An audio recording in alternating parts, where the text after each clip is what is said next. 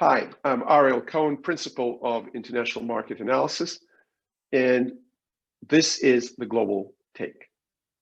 I would like to talk to you about Alexei Navalny, a guy who was poisoned in Siberia by, apparently, the Russian government.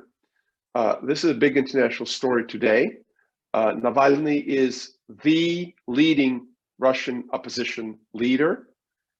He was poisoned in August when he was on a trip to a city called Novosibirsk, and the plane that he was on landed. They had an emergency landing in a small city called Tomsk, and there the doctors actually saved his life. They gave him atropine. He then was evacuated to Germany, and when the German doctors did tests, they found Novichok. It's one of the chemical weapon type chemical compounds.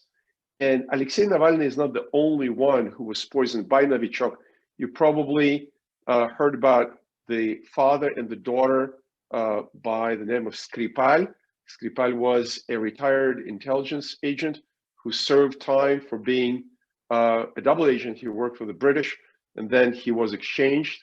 And usually, when an intelligence agent is exchanged, the Russians or the others did not go after him. In this particular case, the Russians decided go after Mr. Skripal, try to poison him. The Brits identified the agents. Then the agents were put up on Russian TV. It was a nonsense. In 2009, the Russian secret agents in London poisoned a defector named Colonel Litvinenko, who was disclosing details about the Russian government and Russian secret services and cooperating with the British intelligence. And that was the first time the post-communist Russian regime was killing somebody they didn't like on a foreign soil, in this case, on the British soil. And here's Navalny, the Russian opposition leader, poisoned on the Russian territory. And you would say, why does it matter? Why we care? This is the internal Russian affair. And the answer is, if we are to develop and maintain a relationship with the Russian Federation, we expect them to behave the way a civilized, I won't say a Western country, but a civilized country you can do business with behaves. Instead, it looks more and more that Russia behaved like the Soviet Union before. The Soviet Union, until give or take 1959, would kill its opponents outside of its borders, and millions of people were killed or imprisoned inside the Soviet Union by the secret police that is known as the Cheka, then NKVD, then the KGB, and their successor today. They still call themselves the Chekisti, the members of the emergency committee, the Cheka. And this behavior is something we thought was in the past, and apparently it's not. This is the behavior you expect North Korea or Cuba or another country like that to engage in against its opponents. This is a tragic thing, not just for Mr. Navalny, who by a miracle did not get killed, but by those Russians who thought that their country would not do a thing like that towards its opponent. After all, the Russian Constitution talks about democracy and people being allowed to participate in the political life. And of course, in case of Navalny, not so much. Then an interesting thing happened just recently. Mr. Putin, the Russian president, had a big press conference. He has this press conferences every year. This one ran 4 hours. And Mr. Putin said, well, if we wanted to kill him, we would have, or if somebody wanted to kill him, they would have. And Navalny, by the way, is a foreign agent. He's an American agent. And yeah, the Americans were tracking him. They were getting all these geolocation markers where he was in Siberia and whatnot. And now by getting this information out, the Americans are just, as he put it, legalizing the data from the secret services, from the US intelligence community. Well, what did Mr. Putin say? He said that these agents that were going after Navalny were indeed there. Putin suggests that they just were tracking Navalny because he's a bad guy, because he's an American agent. But in reality, the question the Russians are asking is, well, why was it that the people who were tracking Navalny were experts in biochemistry, in medicine, in poisons, and not regular Secret Service gumshoes? Because people who the investigation by an organization called Bellingcat, Belling Cat, and it's on their website as well, they are identifying the Russian intelligence officers who were tracking Navalny, and they have their pictures, they have their names, and it turns out these people were no ordinary gumshoes. They were indeed experts in medicine and biochemistry. So how do you deal with that? How do you deal with a counterpart that hacks your vital security infrastructure, your homeland security, your Department of Energy, Microsoft, and other vital American corporations? How you respond to the poisoning of Navalny? How do you handle something that is this dangerous, not just for Russia, not just for its citizens, but also for the rest of the world? And the answer is, we are going to end up with sanctions against Russia.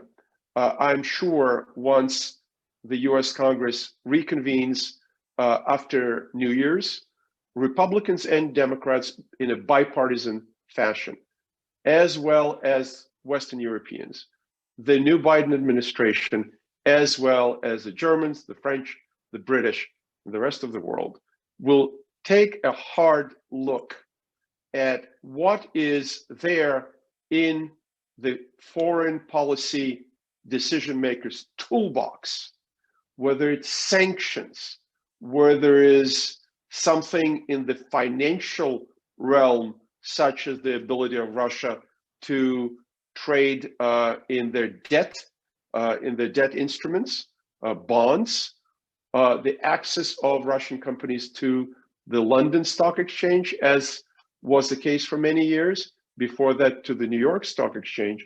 And what does it mean to have Russia behaving the way it behaves? Can we trust them with arms control?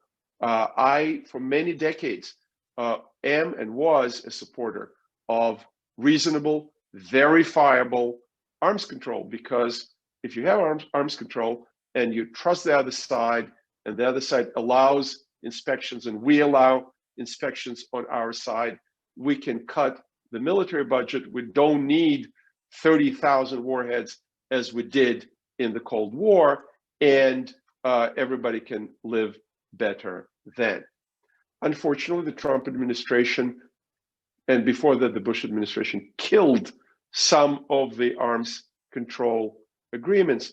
The Bush administration killed the ABM treaty, the Anti-Ballistic Missile Treaty, as early as 2002. The Russians protested loudly. And unfortunately, I don't think we built a missile defense that makes America secure against a massive ballistic attack from a Russia or even a China. We have a very limited missile defense that can intercept 2, 3, maybe 4 warheads coming at us.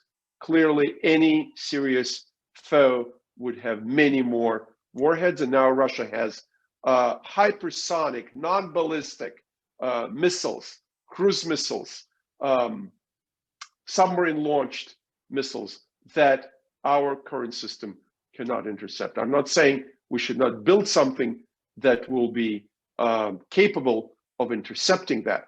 And also the Russians occasionally pop up and say, oh, let's have an arms control regime in outer space. Let's have an arms control regime addressing cyber or artificial intelligence. Yeah, these are all very good ideas, but if you're dealing with a regime that is poisoning its principal opponent that was trying to get elected to the mayor of Moscow, and for a while the regime played cat and mouse game with him, allowing him to run. He got 27% to the mayor of Moscow in 2013, but he is denied any possibility to get access to the Russian television, to launch a political party. So they're forcing a guy like Navalny, who is a lawyer and believes in the rule of law, or says he believes in the rule of law, they're totally marginalizing him and other members of the opposition.